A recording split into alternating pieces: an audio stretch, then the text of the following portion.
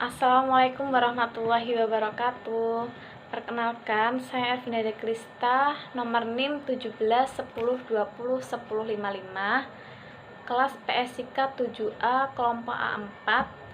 Di sini saya akan menjelaskan bagaimana perawatan CVC dan pengukuran CVP untuk memenuhi tugas evaluasi keperawatan kritis.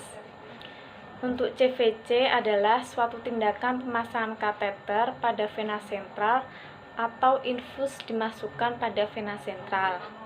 Untuk indikasi pemasangan CVC yaitu pasien memerlukan pemantauan tekanan vena sentral, obat-obatan dengan konsentrasi tinggi. Dan untuk kontraindikasi pemasangan CVC, pasien mengalami trauma dan ada riwayat PPOK dan trombosit kurang dari 2000.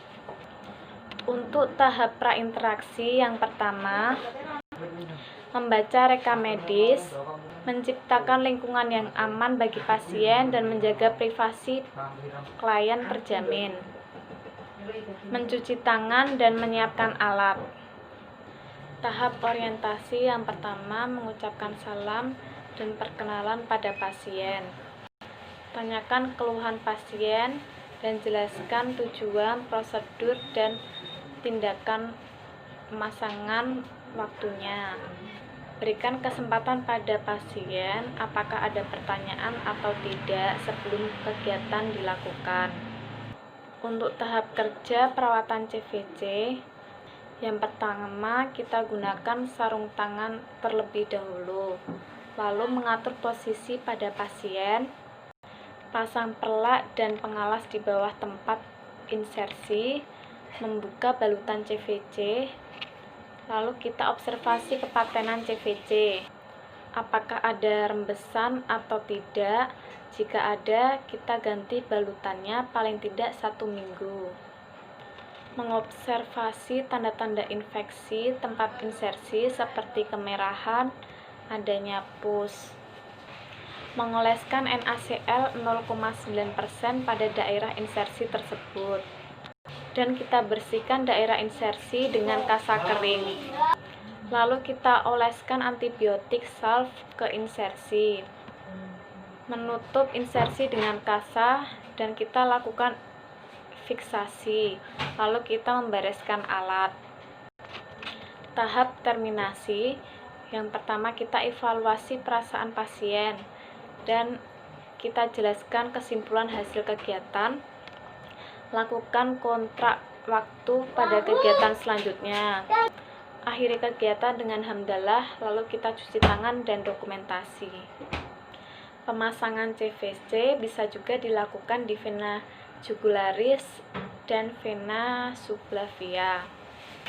Untuk CVP adalah memasukkan alat kateter dalam pembuluh darah atau rongga tubuh. Tujuannya untuk mengumpulkan data dan monitoring vena sentral. Indikasinya shock, edema paru, dan jantung. Parameternya yaitu tekanan vena sentral dan arteri pulmonalis. Pada tahap prainteraksi yang pertama, kita membaca reka medis terlebih dahulu, menciptakan lingkungan yang aman bagi pasien dan menjaga privasi pada pasien. Lalu selanjutnya kita cuci tangan dan persiapan alat. Tahap orientasi yang pertama, kita mengucapkan salam dan perkenalan sama pasien dan tanyakan keluhan pasien. Kita jelaskan tujuan, prosedur, dan lamanya tindakan pemasangan. Dan berikan kesempatan pada pasien apakah ada yang ditanyakan atau tidak. Tahap kerja pengukuran CVP, yang pertama kita memberitahukan kepada pasien terlebih dahulu bahwa CVP akan memulai perhitungan CVP. Selanjutnya kita posisikan pasien, lalu kita menentukan 0 point dengan cara menentukan titikan pada interkosta 4, kemudian ditarik ke arah pertengahan aksila.